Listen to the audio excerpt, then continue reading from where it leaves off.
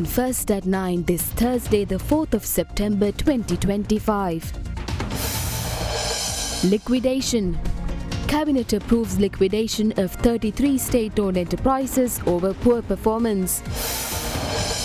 Trump to court. Trump files petition with US Supreme Court to overturn lower court ruling that most of his sweeping trade tariffs were illegal.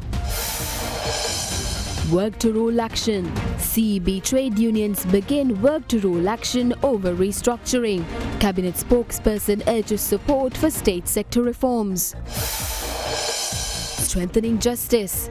Appointment letters issued to 18 new High Court judges to strengthen justice delivery. Kalin baby soap rupial 90කට. Kalin baby podi හැමෝටමයි. This is Derana First at 9. Live from Studio 24 in Colombo. Good evening and welcome to Derana First at 9, Sri Lanka's most trusted news source. I'm Tatya Aranayake, joining you live with the latest in Sri Lanka and around the world. We begin with your top story. Cabinet spokesperson Dr. Nalinda Jayatissa says the international community has acknowledged improvements in Sri Lanka's human rights and democratic situation. He added that the government is expected to issue an official statement during the upcoming UNHRC session. Addressing the weekly cabinet media briefing today, Dr. Jayatissa stated that the Prevention of Terrorism Act will be repealed and replaced with new legislation, though no time frame has been set. ලබන සතියේ පටන් ගන්නවා එක්සත් ජාතීන්ගේ මානව හිමිකම් සැසිවාරය. ඒ සැසිවාරයේදී බ්‍රිතාන්‍ය ඇතුළු රටවල් කිහිපයක් ශ්‍රී ලංකාව සම්බන්ධයෙන් යෝජනාවක් අරගෙන එනවා කියලා දැනට රජයටත් දන්වලා තියෙනවා කියලා අපිට දැනගන්න ලැබිලා තියෙනවා. සම්බන්ධයෙන් ලංකාවේ ස්ථාවරය මොකක්ද? කලින් වසරවලදී අපේ රටේ පැවති ප්‍රජාතන්ත්‍රවාදී උල්ලංඝනය කිරීම, මානව හිමිකම් කඩකිරීම පිළිබඳ තත්ත්වය සැලකියුතු මට්ටමකට වෙනස් වෙලා තිබෙන බව ජාත්‍යන්තර ප්‍රජාපාව පිළි අරගෙන තිබෙනවා. මානව හිමිකම් කොන්සාරිස්වරයා පවා ඒ සම්බන්ධයෙන් තමන්ගේ වාර්තාවක් ඉදිරිපත් කළා තිබෙනවා. ඒ වගේම යම් නිරීක්ෂණ ප්‍රමාණයකුත් තියෙනවා. මේ ගැන විදේශ අමාත්‍යාංශයත් රජයත් සැලකියුතු මට්ටමක අවධානය යොමු කරලා තිබෙන්නේ. ඒ ගැන මානව හිමිකම් සැසියට පෙර හෝ අතරතුරදී අපි රජයේ පැත්තෙන් ප්‍රකාශ කරනවා. පහුගිය සැසිවාරවලදී මතු කරපු කාරණාවක් තමයි PTA එක අහෝසි කළා ඒ සම්බන්ධ සුදුසු නීතියක් ගේන්න කියන එක. ඒ වගේම ඔබතුමන්ලගේ මැතිවරණ වේදිකාවලත් ඒ සම්බන්ධයෙන් කරුණු පළ වුණා. දැන් මම හිතන්නේ විටින් විට අපි අධිකරණ මතුමාගේ පැත්තෙන් සහ විදේශ මතුමාගේ පැත්තෙන් රජයේ පැත්තෙන් අපි මේ ගැන කියලා තියෙන්නේ. ත්‍රස්තවාදී වැළැක්වීම පනත අපි අහෝසි කරනවා. අහෝසි කරලා අලුත් පනතක් ගේනවා. එතෙක් සමහර නීතිමය කටයුතු වල මේ පනත පාවිච්චි කරන්න සිද්ධ වෙනවා. ඔබතුමන්ලාගේ අලුත් කැබිනට්ටුව පත් වුණායින් පස්සේ ප්‍රබල චෝදනාවක් තිබ්බා ජාතීන් විශේෂයෙන් මුස්ලිම් ජාතික නියෝජනයක් ඒකේ නැහැ කියලා. හැබැයි ජනාධිපතිතුමා යනවා යාපනයේ සංචාරයට ඒ ගිහිල්ලා යාපනයේ ක්‍රීඩාංගණයක් විවෘත කිරීමේ උත්සවයේදී එතුමා කියනවා අපි දෙමළ මුස්ලිම් සිංහල සියලු දෙනාම නියෝජනය වන ක්‍රිකට් කණ්ඩායමක් බිහි කරන්න ඕනේ නැද්ද කියලා අහනවා. ජාතීන් අතර සහජීවනය අපි නගා සිටවන්න ඕනේ ක්‍රිකට් කණ්ඩායමින්ද එහෙමත් නැත්නම් කැබිනට්ටුවෙන්ද? අපේ කැබිනට් මණ්ඩලය සහ රාජ්‍ය නිලධාරීන් පත් කිරීමේදී කරුණු කාරණා කීපයක් සැලකිලිට ගන්නවා. නමුත් දක්ෂතාවය හැකියාව අනුව ඕනෑම කෙනෙකුට එන්න පුළුවන්. ජාති ආගම ඒවට කිසිම බාධාවක් ඉන්නේ නැහැ. විශේෂයෙන්ම යුද්ධයක් පැවති ප්‍රදේශයක ජාතික සමගිය පිළිබඳව සාකච්ඡා කිරීමේදී තියෙන තත්ත්වයන් සැලකිලිට අරගෙන තමයි එතුමා අදහස් ප්‍රකාශ කරලා තිබෙන්නේ. ඒ ජනතාවට දැනනවා එහෙම හැම ජාතියක්ම හැම ආගමක් සංස්කෘතියක් සඳහන් කිරීම වටිනවයි කියන එක. ලංකාවේ හියුමන් රයිට්ස් කමිෂන් එකේ ස්ටේට්මන්ට් එකක් රිලීස් කරලා තියෙනවා. ඒකේ ඒගොල්ලෝ නිර්දේශ කරලා තියෙනවා චෙම්මනි මිනිවලල් ගැන ජාත්‍යන්තර කන්සල්ටේෂන් එකක් ගන්න ඕනේ. අනිත් එක ඒකට අවශ්‍ය දේශීය යාන්ත්‍රණයක් සකස් කරන්න ඕනේ කියලා. ස්වාධීන යාන්ත්‍රණයක් සකස් කරන්න ඕනේ කියලා. අනිත් එක ජනාධිපතිතුමා ජප්නා විසිට් එකේදී චෙම්මනියකට ගියේ නැහැ කියලා එතන ජනතාව කනගාටුව පළ කරලා තියෙනවා. මේ ගැන මොකද්ද රජයේ අදහස? මේ ගැන දැනට අධිකරණය මගින් කටයුතු කරගෙන යනවා. අධිකරණයට තමයි මේ කරුණු වාර්තා වෙන්නේ. ඉතින් අධිකරණය කියන්නේ ස්වාධීන ආයතනයක්. ඒක ඒ අධිකරණ කටයුත්තට පහසුකම් සැලසීම තමයි අපි කරමින් ඉන්නේ. ඒ සඳහා විශේෂ කණ්ඩායමක් දැන් කටයුතු කරගෙන යනවා. පොලිස් පැත්තෙන් ඒ ගැන කරුණු ඉදිරිපත් වෙනවා. ඊළඟට අධිකරණය තවත් දින නියම කරලා තිබෙනවා කරුණු වාර්තා කරන්න කියලා. දැනට අපි හිතනවා ඒ පැත්තෙන් සාධාරණ ඉටුවෙන් පවතිනවා කියලා. ඊයේ දවසේ නාමල් රාජපක්ෂ මන්ත්‍රීවරයා රජයට චෝදනාවක් කරනවා. අපේ ඒ කියන්නේ නාමල් රාජපක්ෂ මන්ත්‍රීවරයා නියෝජනය කරපු රජයෙන් පවා KPව ලංකාවට ගෙනාවා. නමුත් කේල්බද්දර පත්මිව ගෙනාවා වගේ සංදර්ශනයක් දැම්මේ නැහැ. එතකොට මේ ආණ්ඩුව සම්පූර්ණයෙන්ම සංදර්ශනයක් කරලා ජනතාවගේ ඒ කියන්නේ අවධානය වෙන පැත්තකට යොමු කරනවා කියලා. මේ පාතාල නායකයන් සංවිධාන අපරාධකරුවන් 5 දෙනාම ලංකාවට ගෙනෙනවා කියන එක ලෙහෙසි පහසු වැඩක් නෙවෙයි. සමහර විට නාමල් ඒක කියන්නේ නැත්තේ ඒක සුළු සිදුවීමක් කැටියට ඊට වඩා අපරාධ ගැන දන්න නිසා වෙන්නත් පුළුවන්. කලබල වෙන්න එපා. ප්‍රශ්න කිරීම හමුවේ එළිදරව් වන තොරතුරු අනුව අවශ්‍ය දේශපාලඥයින් කවුද මේකට අවශ්‍ය කරන රජයට රාජ්‍ය නිලධාරීන් මේකට සම්බන්ධ වෙන්න කවුද කියන එක ගැන එළිදරව් වේවි නීති ක්‍රියාත්මක වේවි. රුපියල් 8900ක මාසික වාරිකයකට brand new TVS X100 යතුරු පැදියක් ගන්න. Government has decided to liquidate 33 state-owned enterprises, citing poor financial performance and misalignment with current market demands. At the same time, the Cabinet approved a program to investigate over 10,000 reports of missing persons submitted to the Office on Missing Persons since 2016. Let's take a look at these and other key decisions made by the Cabinet this week.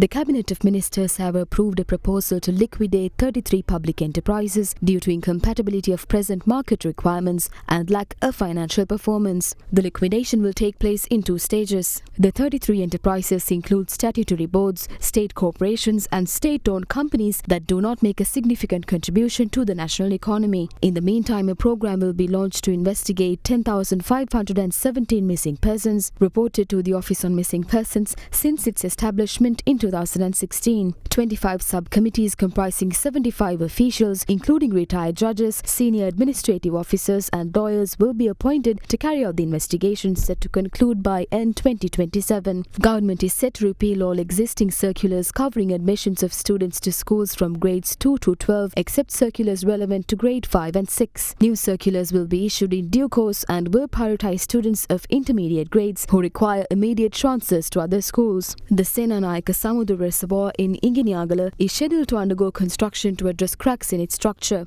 Construction will begin after releasing water for this year's Yala season cultivation. A water capacity of 40% will be maintained in the reservoir to avoid shortages for cultivation during the period of construction. Government is expected to abolish the concessionary rate provided to members of parliament to purchase housing units in the Viatpura housing complex.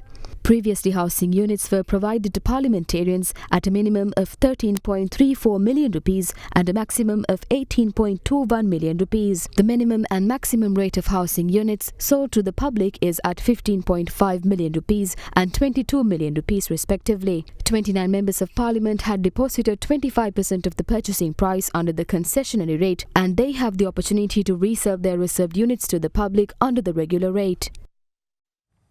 Trade unions representing Sinol Electricity Board employees will begin a work-to-rule action from midnight today. The action comes in protest of the recent CEB restructuring, which workers say has caused significant inconvenience. The Ceylon Electricity Board was recently restructured into 4 separate entities under the new Electricity Act, which took effect on August 27th. Employees received letters confirming their appointments across the 4 entities. However, CEB trade unions claim the restructuring is unlawful and objected to the process, calling it a significant inconvenience. In response, unions have scheduled a work-to-rule action starting midnight tonight. ශ්‍රේෂ්ඨාධිකාරණ තීන්දුවක් තියෙනවා නියමිත පත්‍රය ලිපියක් දෙන්න ඕනේ කියලා. ඒ කිසිවක් ගන්න නැතුව මේ වෙලාවේ අපිට නමත් PF නම්බරයක් දාපු හිස් ලියවිල්ලක් කොට ලබා දුන්නා. ආණ්ඩු පක්ෂය නියෝජනය කරන වෘත්ති සමිතිය හැරෙන්න අනිත් සියලුම වෘත්ති සමිතිය මධ්‍යම රාත්‍රී 12 අකුරට වැඩ කිරීමේ උත්ති ක්‍රියාමාර්ගයට එළඹෙනවා. 21කින් පස්සෙත් අපිට මේකට උත්තරයක් නැත්තම් මේ රටේ විදුලි පාරිභෝගික අපහසුතාවට පත් වෙන කාරණයකට අපිට යන්න සිද්ධ වෙනවා. Meanwhile, at today's cabinet briefing, cabinet spokesperson Dr. Nalinda Jayatissa commented on the matter. ප්‍රතිවගත කිරීම ප්‍රතිසංස්කරණ සිදු කළ යුතුයි. 100ක් රජයේ සතු සමාගම් 5කට තමයි මේ යෝජනාව ඉදිරිපත් වෙලා තිබෙන්නේ. රටට මේක වැදගත්. විශේෂයෙන් ආයෝජන කැඳවා ගැනීමේදී අපේ කර්මාන්ත පවත්වාගෙන යාමේදී පාරිභෝගිකයන්ට සාහන සැලසීමේදී එනිසා මම සියලු විදුලි බල මණ්ඩලයේ සේවකයන් ඉල්ලා හිටින්නේ ඔබට අවශ්‍ය නම් ප්‍රමාණවත් වන්දියක් අරගෙන විශ්‍රාම ගැනීමේ ක්‍රමවේදිකුත් විදුලි මණ්ඩලයේ හඳුන්වා දීලා තියෙනවා. දේශපාලන හේතු මත වැඩ වර්ජන වලට සේවකයන් කැඳවන්නේ නැතුව විදුලි බල මණ්ඩලය ඉදිරි පියවරක් තබන්න හදන වෙලාවේදී ඒ වෙනුවෙන් වෘත්ති සමිතිය හැටියට තමන්ගේ දායකත්වය ලබා දෙන කියන එක මම ඉල්ලා හිටින්න කැමතියි. හොඳම ෆෝන් එකක් ගන්න. ළඟම බාන්ස් එකට යන්න. The Court of Appeal today issued an interim injunction suspending the ongoing trial against retired senior DIG Ravi Senaviratne at the Mount Lavinia Magistrates Court. The former SDIG, now Secretary to the Ministry of Public Security, faces charges of driving under the influence and failing to prevent a road accident in 2023.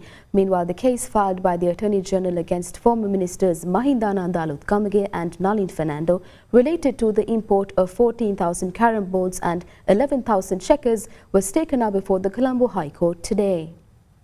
The case filed by the Attorney General under the Public Property Act against former ministers Mahindananda Aluthgamage, Nalin Fernando and former Secretary to the Ministry of Sports, retired Major General Nanda Malavarachchi, was heard today at the Colombo High Court. Chief High Court Judge Manjula Tilakaratne ordered the next hearing to be scheduled for October 8. During proceedings, Attorney Sanjay Rajaratnam, representing Nalin Fernando, requested that the accused be produced in court only after the commencement of evidence, citing potential hardship to the family. Rejecting the request, the judge stated that the accused must be produced in court on every trial date. Meanwhile, the Criminal Investigation Department today informed the Colombo Fort Magistrates Court that the Attorney General has instructed them to file charges against former Minister Johnston Fernando under the Motor Traffic Act. Former Minister Fernando was previously arrested and released over the possession of an illegally assembled BMW car with a forged license number. The Court of Appeal issued an interim injunction today suspending the ongoing trial against retired senior DIG Ravi Senaviratne, now Secretary to the Ministry of Public Security at the Mount Lavinia Magistrates Court. Retired SDIG Senaviratne faces charges of driving under the influence and failing to prevent a road accident in 2023. The interim order follows a petition by Senaviratne requesting that his case be transferred to another court.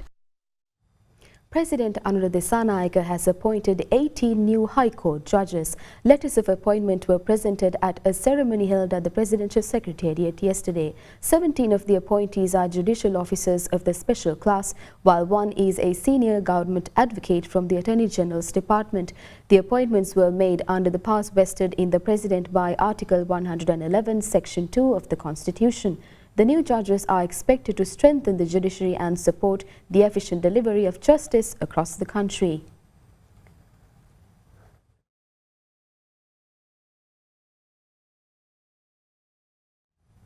Opposition leader Sajith Premadasa warns that Sri Lanka will face renewed economic challenges unless the country maintains a minimum growth rate of 5%. He pointed out that from 2028 onwards, Sri Lanka will have to repay at least $5.5 billion annually in foreign debt. He cautioned that unless collective efforts are made to strengthen the economy, Sri Lanka risks facing a crisis similar to that of 2022. Opposition leader Sajith Premadasa attended the foundation-laying ceremony for a new Dhamma school building at the Sri Siddhartha Rama Purana Raja Mahaviharya in Berahara. 2028 ඉඳලා වාර්ෂිකව අඩුම තරමේ American dollar බිලියන 5.5ක් එහෙමත් නැත්නම් මිලියන 5500 විදේශ ණය ගෙවන්නට දෙවි. එසේ කරන්නට අවම වශයෙන් 105ක ආර්ථික වර්ධන වේගයක් අපි නඩත්තු කරන්නට.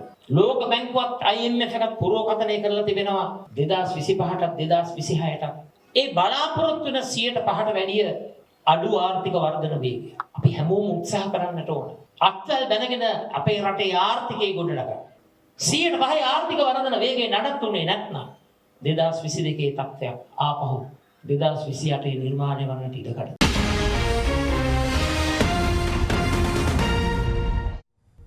Welcome back to First at 9. Taking you to more local news, the results of the 2025 grade scholarship examination were released online at midnight yesterday. Examinations Commissioner General AKS Indika Kumari said that 17.11% of candidates have surpassed the district cut-off marks.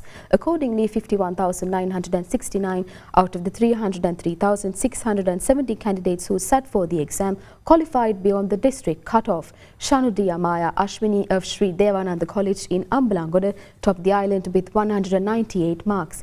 Meanwhile, Anand Dosi Lakshan, a student of the Jaffna Hindu Primary School, obtained the highest result in the Tamil medium, securing 194 marks. The highest district cut-off mark for Sinhala medium students is 140, while in the Tamil medium it is 134. Further details, including the full list of district cut-off marks, are available at www.adaderana.lk.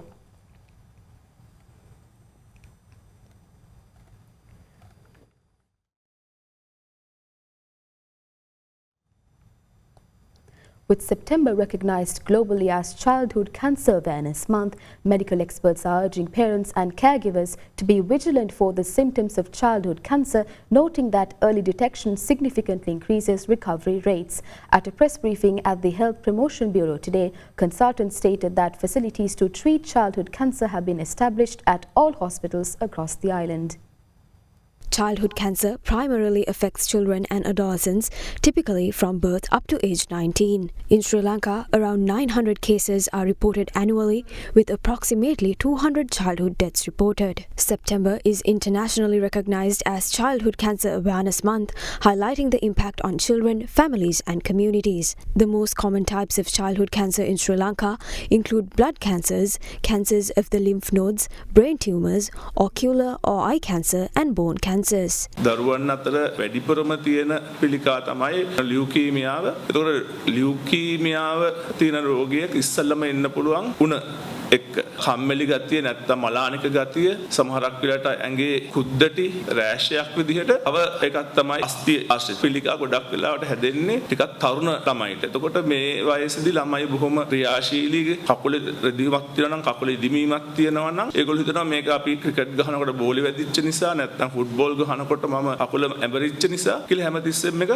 කල් දාන ප්‍රතිකාර ප්‍රමාද වීමෙන් ජීවිතේ බේරගන්න පුළුවන් වුණත් සමහරක් වෙලාවට අපිට අත හෝ කකුල නැති වෙන අවස්ථාවකට ගන්න පුළුවන් වෙන විශේෂයෙන්ම අවුරුද්දට වැඩිය අඩු වගේ ළමයි ගත්තොත් ඒගොල්ලන්ට කතා කරන්න බෑ කියන්න බෑ මොකද්ද ප්‍රශ්නේ කියලා. ඒතර ඒ වගේ වෙලාවට වැදගත්ම රෝග ලක්ෂණ දෙකක් තමයි අපි බලන. එකක් තමයි ඔළුවේ ප්‍රමාණය. දෙවෙනි එක තමයි වමනය. පොඩි හරි වෙනසක් තේරෙනවා නම් මේක සාමාන්‍ය මේ කිරි එළියට දාන එකක් නෙමෙයි කියලා ළමා රෝග විශේෂඥ වෛද්‍යවරයෙකුට කියන එක වැදගත්. Pediatricians emphasizes the importance of treating asymmetrical eyes in children under 2 years old. එතකොට මේ රෙටිනෝබ්ලාස්ටෝමා කියන්නේ අවුරුදු දෙකට අඩු කුඩා දරුවන්ගේ දෘෂ්ටි විතානයේ හැදෙන්න පුළුවන් පිළිකාවක්. මේ පිළිකා ස්නායු පද්ධතිය දිගේ මොළයට අනිත් ස්නායු පටකවලට විහිදුනොත් දරුවාගේ ජීවිතය කොහොම අනුතුරුදායක තත්වයකට පත් වෙනවා. රෙටිනෝබ්ලාස්ටෝමා කියන ඒ පිළිකාව තියෙන සමහර දරුවන්ගේ ඇස් අපිට ඉවත් කරන්න සිදු වෙනවා. එතකොට ඉවත් කරන්න සිදු වෙන්නේ ඇයි? ඒ දරුවාගේ ජීවිතය බේර ගන්න. සමහරු හිතනවා වපරය කියන්නේ කුඩා දරුවන්ට තියෙන නෝමල් දෙයක්. වපරය කියන්නේ එය ලෙඩක්. වපරයක් තියෙනවා කියලා සැකයක් තියෙන දරුවෙක්ගේ අක්ෂි වෛද්‍යවරයෙක් හම්බ වෙලා ඒක පරීක්ෂා කරගන්න ඕනේ. පහුගිය අවුරුදු 15 ගාම දත්ත බලද්දි පැහැදිලිව පෙන්වු කරන ළමා පිළිකා රෝගීන් දැන් 900ක් දක්වා වාර්තා වෙනවා. වසරකට 200ක් පමණ මරණයටපත් වෙනවා. ලෝක සෞඛ්‍ය සංවිධානය සහ ළමා පිළිකා පිළිබඳ කටයුතු කරන සියලු ජාත්‍යන්තර සංවිධාන විශේෂ අවධානයක් යොමු කරලා තියෙන ළමා පිළිකාවලට 80කට 90කට වඩා ප්‍රමාණයක් ප්‍රතිකාර කිරීමෙන් සුව කර ගැනීමේ හැකියාව තියෙන නිසා. Minister of Public Security Ananda Vijaypala said that recent arrests of notorious underworld figures have revealed new information on organised crime. He made these remarks during the inauguration of the renovated Cinnamon Gardens police station today. The renovated 2-story building of the Cinnamon Gardens police station was inaugurated today under the patronage of the Minister of Public Security Ananda Vijaypala and the Inspector General of Police Priyantha Veerasurya. සියලුම police ස්ථාන යටිතල පහසුකම් වැඩි දිනුකට ව්‍යාපෘතිය තමයි මේ කරගෙන යන්නේ. දීර්ඝ කාලයක් මේ රටේ සංස්කෘතියක් හැටියට අපරාධ සංස්කෘතියක් නිර්මාණය වෙලා තිබුණා. ඒ නිර්මාණය වෙච්ච සංස්කෘතිය තුල සිදු ක්‍රියාකාරකම් තමයි මෑතකදී අත්අඩංගුවටපත් සංවිධානාත්මක අපරාධකරුවන් හරහා හෙළිවෙමින් තියෙන්නේ. මේ රට තුල මද්‍රව්‍ය නිෂ්පාදනය කිරීම සඳහා පාකිස්තාන ජාතිකයන් දෙදෙනෙකුගේ සහාය ඇතිව කටයුතු ආරම්භ කරපු තොරතුරු ප්‍රමාණයක් අනාවරණය වෙලා තියෙනවා. ඒ පිළිබඳව වැඩිදුරටත් විමර්ශනය කරනවා. පහුගිය දශක දෙක තුන ඇතුළත දේශපාලකයෝ හා සම්බන්ධ නිර්මාණය වෙච්ච මේ සංවිධානාත්මක අපරාධ සම්බන්ධයෙන් ඔවුන් මේ වෙනකොට යම් යම් අනාවරණයන් කරමින් ඉන්නවා. දේශපාලඥයන් ඔවුන් හදා වඩාගෙන ඔවුන් හා සබඳතා පවත්වමින් ඔවුන්ගේ කාර්යයන් ඉෂ්ට කරගත් ආකාරය පිළිබඳව තොරතුරුත් යම් ප්‍රමාණයක් අනාවරණය වෙනවා. CID එක මේ විමර්ශන ගැඹුරින් සිද්ධ කරමින් පවතිනවා මේ වෙනකොට. Meanwhile, the Central Crime Investigation Bureau was also inaugurated today. The Minister of Public Security Ananda Vijaypala, the Inspector General of Police Priyantha Veerasurya and the Deputy Minister of Labour Mahinda Jayasinghe were present.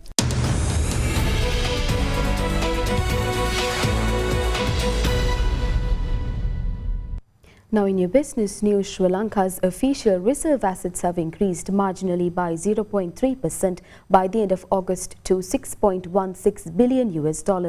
According to data from the central bank, Sri Lanka's reserve assets were at $6.4 billion at the end of July 2025. Meanwhile, by end April and May this year, official reserves were around $6.3 billion.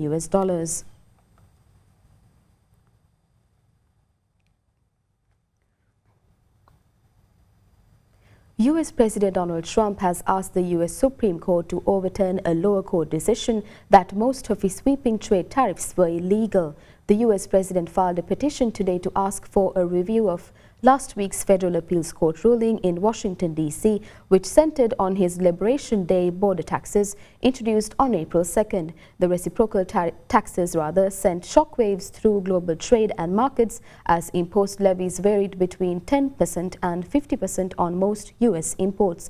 The court found a 7-4 ruling on Friday that Trump had overstepped his presidential powers when he invoked a 1977 law designated to address national emergencies to justify his reciprocal tariff.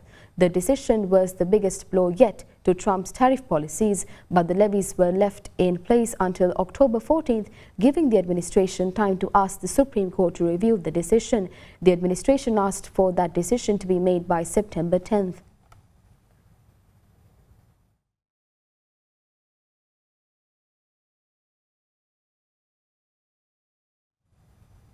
The Colombo Bourse today displayed high levels of intraday volatility with the benchmark index closing at 20,992, up 16 points. The SPI showed positive momentum in the early hours and peaked by the afternoon, after which it witnessed a drastic drop amidst high volatility, which resulted in the index closing broadly on a standstill. Positive and negative contributors for the day remained balanced, with the top positive drivers being real property, CTC, Prime Lands Residencies and Richard Peris and JKH. Retail and high net worth investors were moderately engaged, with selling focused primarily on banking and blue chip stocks. Turnover for the day amounted to 5.7 billion, 18% lower than the monthly average of 6.9 billion. The capital goods sector led turnover contributions with a 19% share, while the consumer services and real estate sectors stood next in line with a collective contribution of 30%. Foreign investors remained net buyers, recording a net inflow of LKR 9.1 million.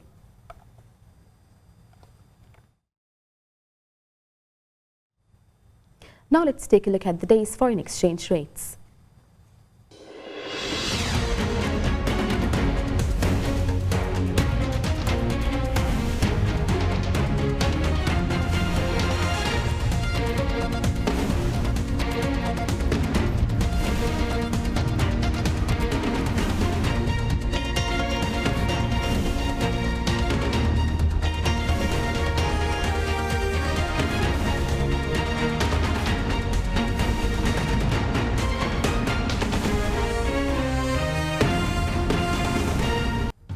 That's all for tonight from First at 9. Thank you. Have a great night.